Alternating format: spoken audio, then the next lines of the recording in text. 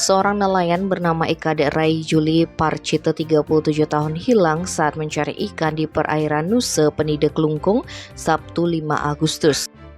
Warga Banjar Kutapang Kauh Batu Nunggul itu sebelumnya berangkat mencari ikan sekitar pukul 3 WITA ke arah timur.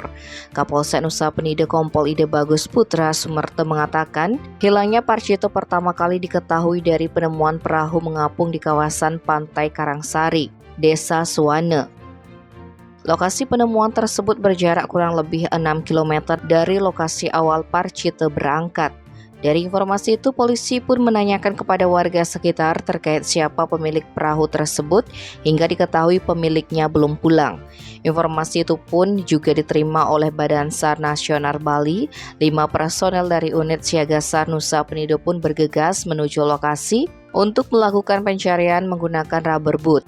3 personel dari Pelabuhan Benua juga diturunkan untuk melakukan pencarian menggunakan RIP 5. Sampai saat ini tim SAR gabungan dari Basarnas Bali dan BPBD masih melakukan pencarian di seputaran area diduga Parcite tenggelam.